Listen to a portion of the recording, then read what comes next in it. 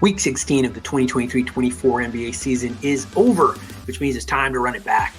This is Run It Back, NBA Week in Review, Los Angeles Clippers edition. I'm Jose Salviati, editor at thepeachbasket.net, and formerly the featured columnist covering the Clippers for Bleacher Report. This is the show where we recap the week that was for the LA Clippers and then highlight their marquee matchup for the week to come. Let's start by taking a look at where the team lands on the Peach Basket's objective power rankings this week. The Clippers were 3-1 in week number 16 with wins over the Miami Heat and Atlanta Hawks to cap off an impressive 6-1 Grammy road trip. They lost to the New Orleans Kryptonite.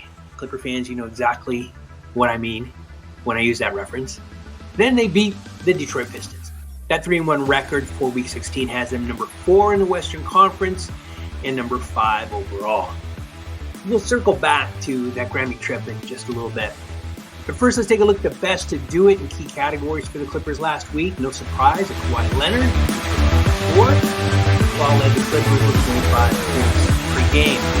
And I gotta say, the knock on Kawhi really is he's not healthy. He played every game. He's got his backs. It's amazing. It really makes you wonder, right, what could have been if he had been healthy the last couple of seasons. James Harden averaged the most three-point shots made at 4.3. Predictably, Kawhi and PG were the best shooters, averaging 8 field goals made over their 3 games. But James Harden did it all for the Clippers in Week 16. In addition to averaging the most three-point field goals made, he led the team in rebounds, averaging 7.3, assists 7.7, and blocks with 1 a game over his 3 games played. Big Zoo also averaged 1 block over his 2 games played. PG averaged the most steals at 2.3, and Kawhi Leonard was the game score leader at 20.7. It's always good to see different people called out in these stats reviews. It just goes to show that the Clippers are a balanced team. They have their snipers, they have their defensive players, they have rim protection.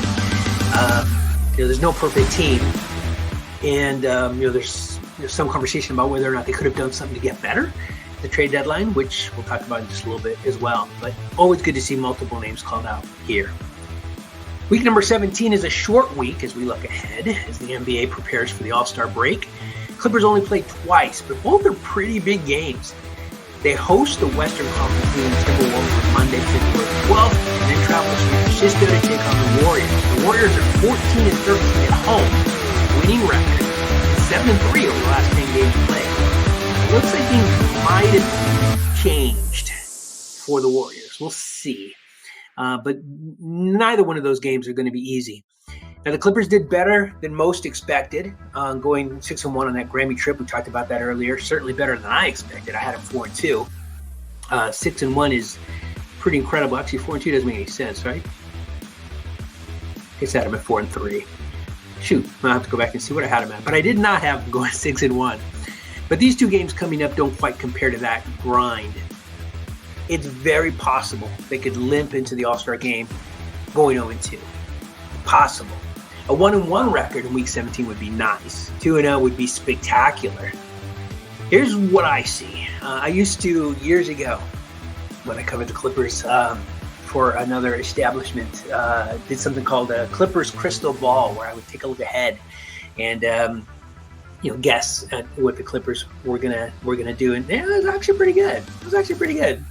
So I'm hoping this wouldn't be bad. Listen, certainly we're hoping for 2-0, but I've got them beating the Wolves and then struggling against the rejuvenated Warriors to go 1-1. Let's see how that plays out. Now, I want to end with a quick look at the Clippers news. I like to call this full court press. I just type in Los Angeles Clippers and see if anything interesting and worth talking about comes up on page 1. Today, these 2 articles caught my eye. Clippers' biggest mistake of the 2024 NBA deadline by Diego Rigel de Dios for Clutch Points, and how the Clippers are honoring California basketball history at New Arena by Travis Schlepp for KTLA. Let's start with the article on clutch points, the biggest mistake of the 2024 trade deadline for the Clippers. The gist of it, I mean, it's pretty simple, pretty understandable. I think, anybody hearing this, gets it. Clipper fans were anxious for a move. I think they understood if no move was to be made. And no move was made, and I don't think anybody, as I follow Clippers Twitter, is upset about that. But Diego's point is, they made a mistake by not bringing in a veteran shooter, somebody like Brogdon, which, listen, would have been great. But Diego, to his credit, goes on and says that, they just didn't have, the assets necessary to bring in the type of player that would have made an impact. So there's no perfect team. The Clippers certainly could have, made a couple of moves to improve, but I don't think anybody's upset that they didn't. If they can stay healthy, and that's the biggest if for the Clippers. It's always been the biggest if for the Clippers. It's the biggest if for every team. But if the Clippers stay healthy, they've already shown what they can do. Now let's pivot and take a look at how this article, how the Clippers are honoring California basketball history by Travis Schlepp. This was interesting. I love this. The Clippers have got a long way to go, right, in terms of really making a dent in LA and becoming LA's team. The Lakers were here first. The Lakers, listen, man, they're LA's team. And I don't think the Clippers necessarily as a franchise want to, overshadow the Lakers like the Lakers overshadowed the Clippers for so long. I just think they'd be happy with, being on par. And not in terms of championships, just in terms of, fans and impact. And I think what they're doing is amazing. They're looking to have the jersey every California, and I don't know if it's California area basketball. I should have the article up. I don't.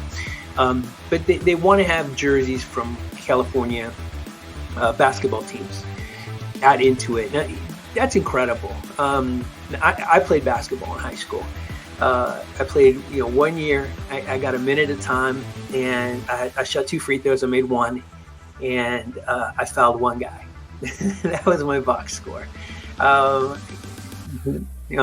happy to tell you more about my my high school years if anybody has an interest. But listen, I played 1 game, 1 season, but seeing the jersey for the team that I played for at Intuit Dome would be special, man. I'm going to go to Intuit and I'm going to look for that jersey.